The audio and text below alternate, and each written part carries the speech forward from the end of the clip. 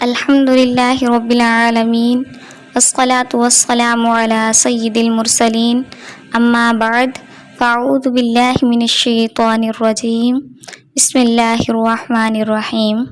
المرحہ academy کی زیر اہتمام جہل حدیث کورس کے چوتھے سبق میں آپ سب کو خوش آمدید۔ عزیز طالبات، آپ سب خوش قسمت ہیں کہ اللہ رب العزت نے آپ کو اپنے دین کے لیے چنا ہے، تو اپنی اس خوش قسمتی کو پہچانیے، اپنے مرتبے کو پہچانیے اور ان قیمتی لمحات کی قدر کیجیے۔ حدیث کو خوب شوق اور لگن سے یاد کیجیے۔ تو آپ نے پچھلی حدیث یقیناً یاد کر لی ہوں گی۔ اللہ رب العزت آپ کی محنتوں کو قبول فرمائے۔ آج ہم چلتے ہیں اگلی حدیث کی طرف۔ حدیث نمبر 16 ہے، لا يحل لمؤمن ان يحجر اخاه فوق 3 لیال۔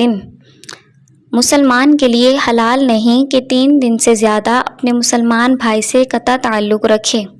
لا يحل لمؤمن ان يحجر اخاه فوق 3 لیال، کہ مسلمان کے لیے حلال نہیں کہ 3 دن سے زیادہ اپنے مسلمان بھائی سے قطع تعلق رکھے۔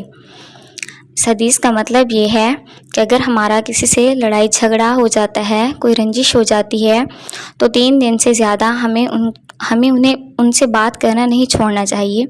3 دن کی قید اس وجہ سے لگائی گئی ہے کہ عموماً انسان کا جو غصہ ہوتا ہے وہ 3 دن تک ٹھنڈا ہو جاتا ہے۔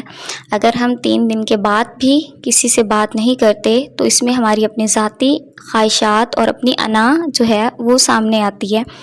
تو اس وجہ سے آپ صلی اللہ علیہ وسلم نے کیا فرمایا کہ انسان کے لیے، کسی مومن کے لیے یہ حلال نہیں کہ اگر اس کا کسی اپنے مومن بھائی سے جھگڑا ہو جاتا ہے تو وہ 3 دن سے زیادہ اس کو نہ چھوڑے، بلکہ 3 دن کے اندر اندر اس سے صلح کر لینی چاہیے۔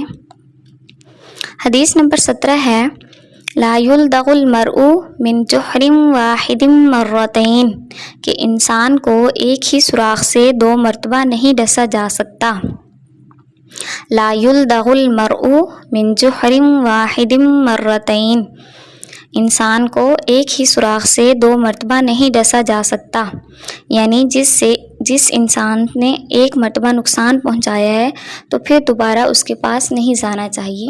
کہ اگر ہم نے کسی پر اعتبار کیا ہے اور اگلے انسان نے ہمیں دھوکہ دے دیا ہے تو حقیقی مومن کی یہ شان نہیں ہوتی کہ وہ دوبارہ اس پر اعتبار کرے، بلکہ وہ اس پر دوبارہ کبھی بھی اعتبار نہیں کرے گا۔ اس لیے حدیث میں فرمایا گیا ہے جو مومن ہوتا ہے، جو حقیقی مومن ہوتا ہے، اس کو ایک ہی سوراخ سے 2 مرتبہ نہیں ڈسا جا سکتا، یعنی وہ ایک ہی شخص سے 2 مرتبہ دھوکہ نہیں کھا سکتا۔ اگلی حدیث نمبر 18 ہے، الغنا غنى النفس، حقیقی غنا دل کا غنا ہوتا ہے۔ الغنا غنى النفس، حقیقی غنا دل کا غنا ہوتا ہے۔ غنا کہتے ہیں امیری کو، یعنی اگر انسان کا دل بڑا ہے تو بسا اوقات ہمارے پاس مال و دولت تو ہوتی ہے لیکن انسان کا دل چھوٹا ہوتا ہے، دل غریب ہوتا ہے، جس کی وجہ سے وہ کسی پر بھی خرچ نہیں کر سکتا۔ اور بسا اوقات انسان کے پاس مال و دولت اتنا نہیں ہوتا لیکن اس کا دل امیر ہوتا ہے، اس کا دل بڑا ہوتا ہے، تو وہ ہر ایک پر اپنی تھوڑی سی مال و دولت کو بھی ہر ایک پر خرچ کرتا ہے۔ تو حدیث کا معنی یہی ہے کہ جو اصل حقیقی غنا ہے وہ دل کا غنی ہونا ہے۔ حدیث نمبر 19 ہے، کن فی الدنیا کأنک غریب او عابر سبیل، کہ دنیا میں ایسے رہو جیسے کوئی مسافر یا راہ گزر رہتا ہے۔ کن فی الدنیا کأنک غریب او عابر سبیل، کہ دنیا میں ایسے رہو جیسے کوئی مسافر یا راہ گزر رہتا ہے۔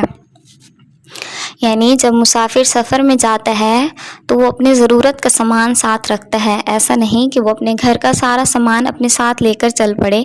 تو انسان بھی، چونکہ انسان کی جو زندگی ہے وہ بھی ایک مسافر کی طرح ہی ہے کہ ہماری جو اصل مقصد، ہمارے جو اصل منزل ہے وہ آخرت ہے۔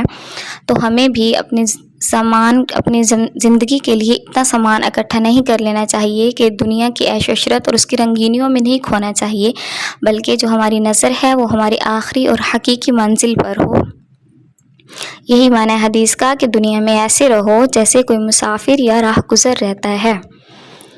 حدیث نمبر 20 ہے، کفا بالمرء کذبا ان یحدث بکل ما سمع، کہ انسان کے جھوٹا ہونے کے لیے اتنا ہی کافی ہے کہ جو بات سنے بغیر تحقیق کے لوگوں سے بیان کرنا شروع کر دے۔